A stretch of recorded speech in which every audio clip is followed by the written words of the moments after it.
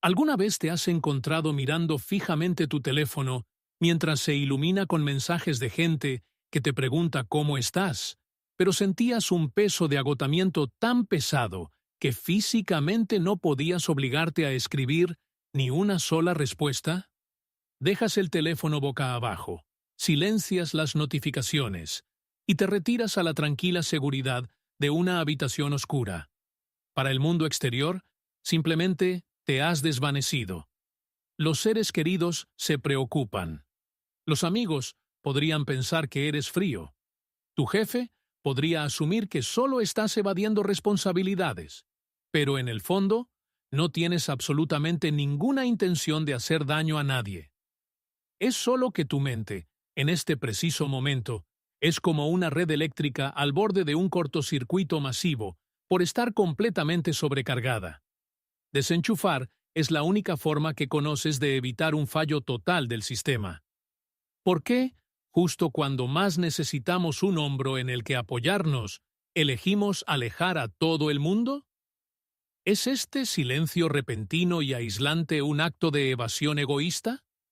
¿O es, en realidad, un grito silencioso de auxilio de un alma que se está haciendo añicos en silencio? La sociedad a menudo tiene una forma muy simple y profundamente prejuiciosa de explicar a las personas que eligen el silencio durante una crisis. Nos apresuramos a etiquetarlos como débiles. Los llamamos escapistas. A veces, incluso los tachamos de desalmados o egoístas. Cuando alguien desaparece repentinamente de las conversaciones diarias, rechaza todas las invitaciones o simplemente se encierra en una habitación durante horas, la reacción inmediata de quienes le rodean suele ser la decepción. Se convierte en enfado y muy a menudo en una profunda sensación de abandono. Sin embargo, este juicio superficial ignora por completo una realidad psicológica profundamente compleja.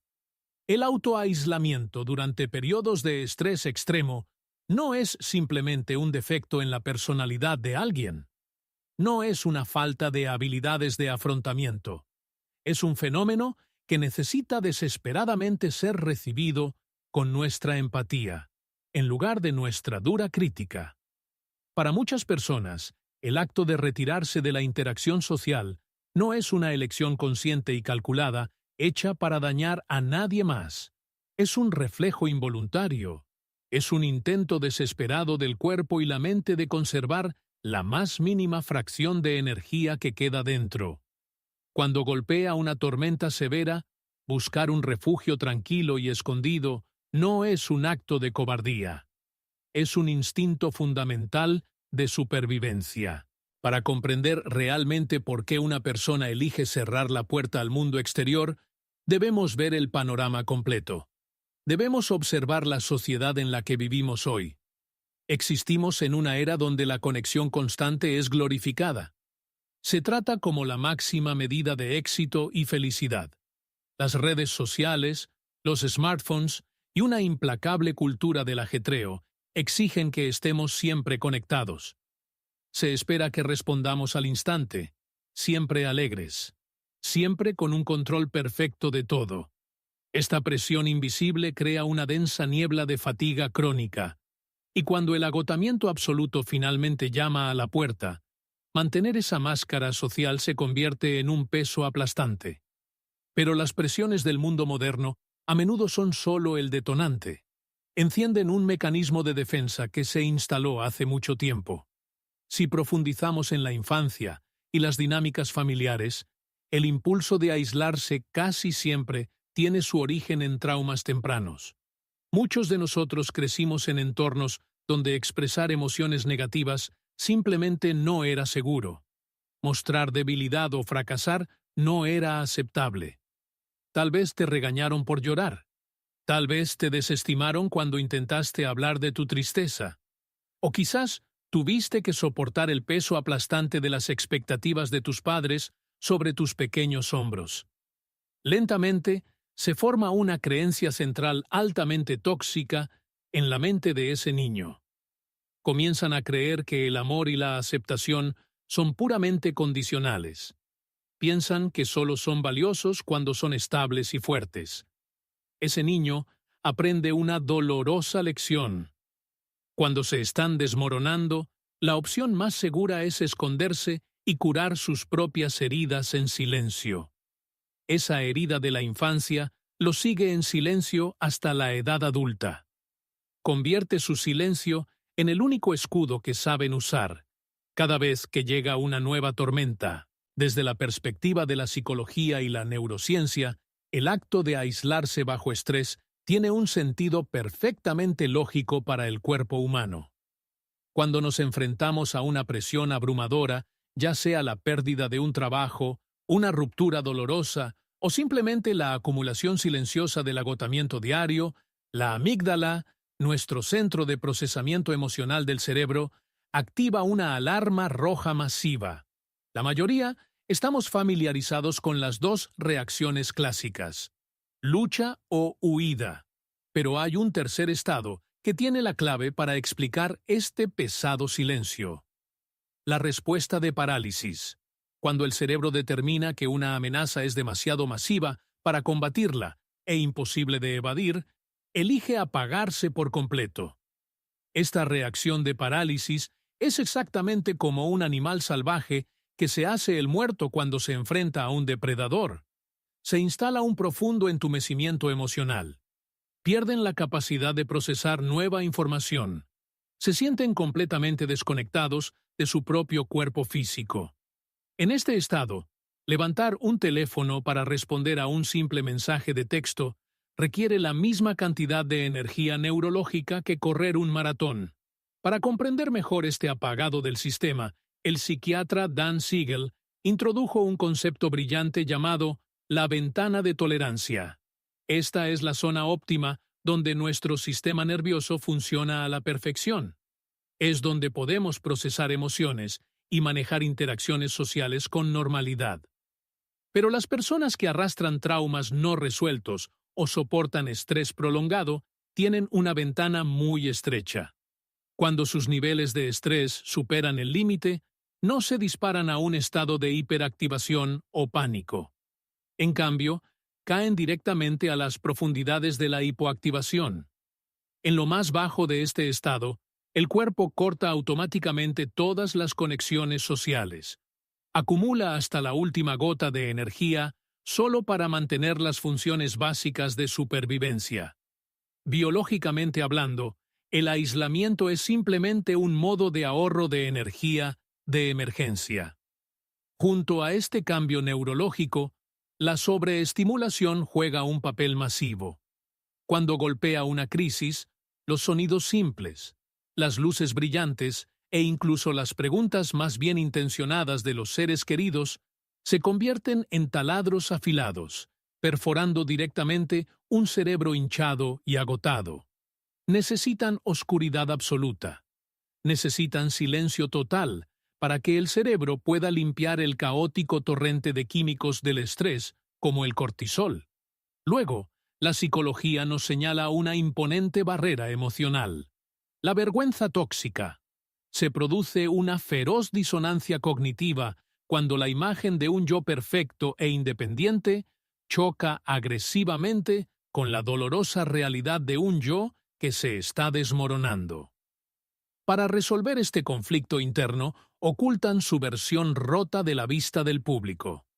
Dejar que cualquier otra persona sea testigo de su debilidad se siente como una humillación insoportable.